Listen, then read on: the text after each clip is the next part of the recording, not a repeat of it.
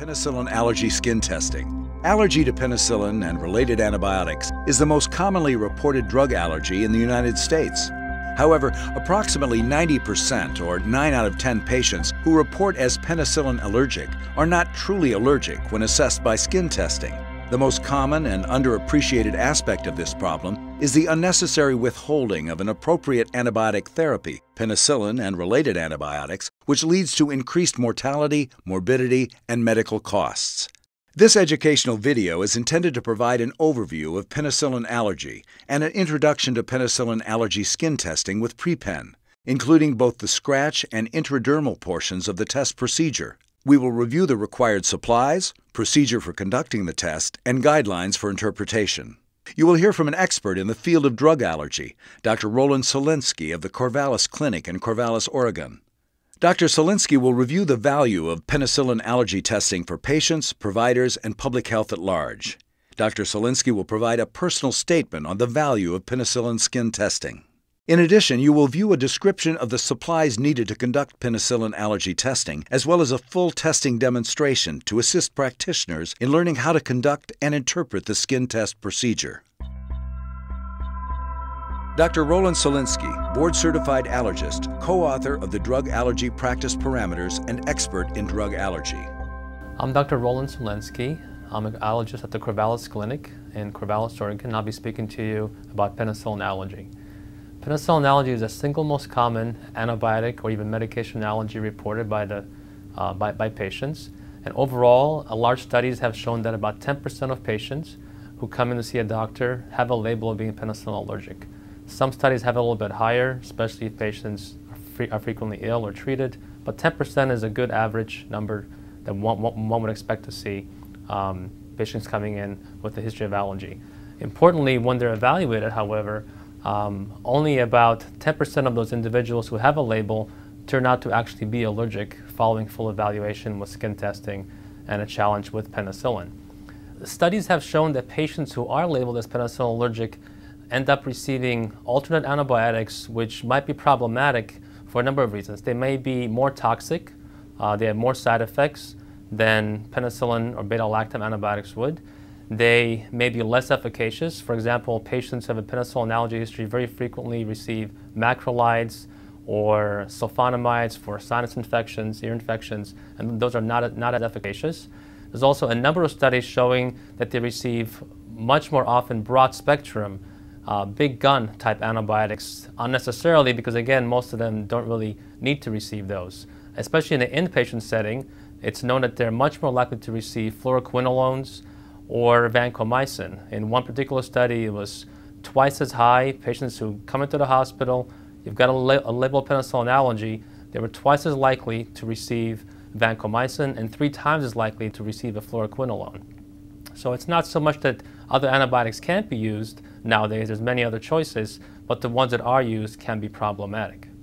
Additionally, many of these antibiotics I'm referring to are often more expensive than penicillin, which tends to be generic, is. So one thing the penicillin allergy also has been found to result in is increased medical costs. So it may compromise medical care and increase costs. So really the most important and underappreciated aspect of penicillin allergy is the unnecessary withholding of appropriate antibiotic therapy, which leads to increased mortality, morbidity, and increased medical costs in patients who are labeled as penicillin allergic. Evaluating a patient for penicillin allergy consists of 4 simple steps. 1. Preparing the required supplies. 2. Performing scratch testing. 3. Conducting intradermal testing in a process similar to placing a PPD test. 4. Offering an optional oral or IV challenge.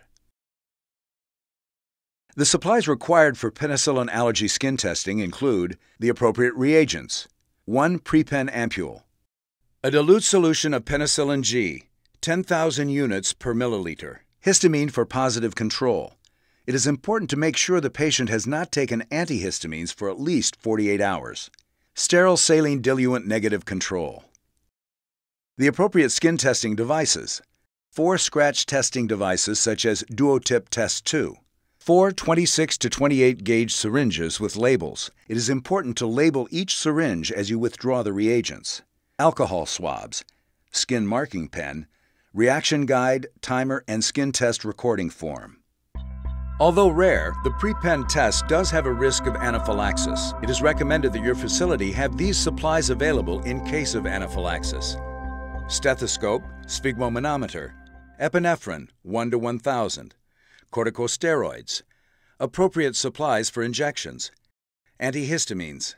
No combination of testing can offer 100% diagnostic accuracy, so it is important to take a careful history when evaluating a patient for penicillin allergy. Patients with a history of recent or severe anaphylaxis to penicillin and negative skin tests to pre-pen and penicillin G should be managed very carefully, including introducing beta-lactam antibiotics with gradual dose escalation in a safe environment, or, when medically appropriate, continue to use alternative antibiotics.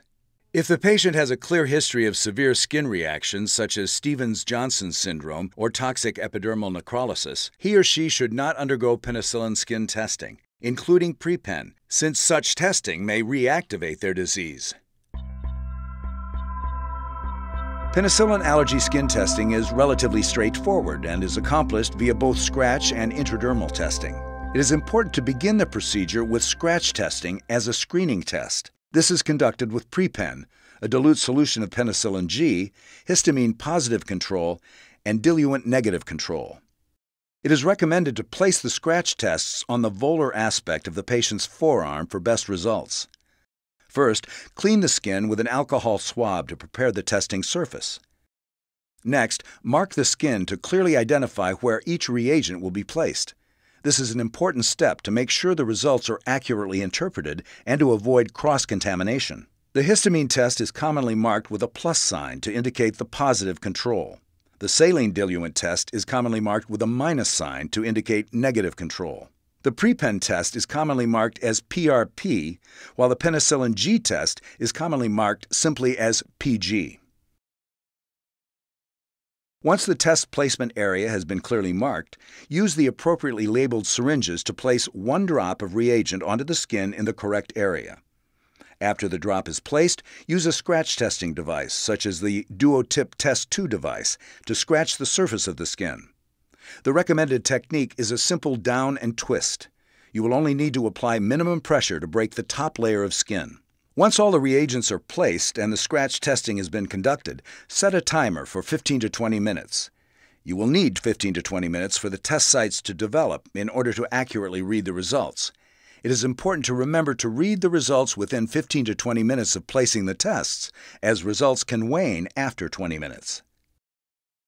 After 15 minutes, you can begin reading and measuring the results using the reaction guide. To read the results, you may need to blanch the skin a little to create a flatter surface to place the reaction guide and measure the skin test results. It is important to read the histamine result first, as a positive reaction to the histamine is a requirement for the testing procedure to move forward and to be considered an accurate test. If, after 15 minutes, you do not see a distinct bleb and some flare at the site of the histamine test, the patient has likely recently taken antihistamines, and the test for penicillin allergy should be stopped and conducted on another day because results will not be valid. If, after 15 minutes, you see a histamine wheal with some itching and flare around the test site, it is safe to move forward with reading the results. This means the patient is reactive to the histamine and the test results will be valid. Interpretation of the test result is based on comparison to the negative or diluent control. The criteria for a positive scratch test is an induration of greater than 3 millimeters than the diluent control. If you see an induration of greater than 3 millimeters than the saline control on the pre-pen or penicillin G test sites, the patient should be considered positive for penicillin allergy, and the testing should be concluded. If you do not see an induration of greater than 3 millimeters than the diluent control, the scratch testing results can be considered negative, and it is safe to move on to the intradermal portion of the test. In this example, we see the patient's pre-pen and penicillin G test sites show no growth or flare, so it is safe for the practitioner to move ahead to the intradermal portion of the testing. Once you have interpreted the results, record them on the skin test recording form or a similar record, and proceed to the intradermal portion of testing. Upon negative scratch testing results, the next step in the testing process is intradermal testing with pre-pen, penicillin G, and a negative saline diluent control. Intradermal testing for penicillin allergy is very similar to TB testing. You will simply raise a bleb using the appropriate reagent, circle the perimeter, and watch for growth beyond that original bleb size. It is important to note that intradermal testing for penicillin allergy is done in duplicate for both the pre-pen and penicillin G reagents. It is not required to place a duplicate test for the negative control site. Intradermal testing can be done on the forearm opposite to where the scratch testing was performed, or on the back of the upper arm, which can be more comfortable for patients. To begin, prepare the testing site by cleaning the skin with alcohol. Then, carefully mark the skin to identify the placement of pre-pen, labeled as PRP, and penicillin G, labeled as PG, test sites, being careful to remember the requirement of conducting these intradermal tests in duplicate. Also, mark the site to identify the placement of the saline diluent control site, which does not require a duplicate. Using the pre-labeled pre-pen syringe, carefully place duplicate 2 to 3 mm size blebs of solution just under the skin in the pre-marked area. Once the 2 to 3 mm blebs are placed, circle the perimeter of the blebs to identify the original size. This is very important to interpreting the results. It may be necessary to blanch the skin in order to get an appropriate surface for injecting the bleb. Follow the same procedure to place the 2 to 3 mm blebs for the penicillin G portion of the test in duplicate. Once the pre-pen and penicillin G blebs are raised, proceed to the saline diluent control, which can be applied in singlicate. Upon placing the blebs and circling the perimeter, set your timer for 15 to 20 minutes. It is very important to read the result within 15 to 20 minutes of placing the tests, as any reactions may wane after 20 minutes. 15 to 20 minutes after test placement, it is time to read the results using the reaction guide provided. The criteria for a negative intradermal skin test is no increase in the size of the original bleb and no reaction greater than the control site. The criteria for a positive intradermal skin test is significant increase in the size of the original bleb with wheal diameter 3 mm or larger than the diluent control. Itching and flare are commonly present. Rarely, an equivocal intradermal result may be seen with the wheal only slightly larger than the original injection bleb and control site, or with discordant results between the duplicate placements. In this case, repeat intradermal testing and take concordance of 3 out of 4.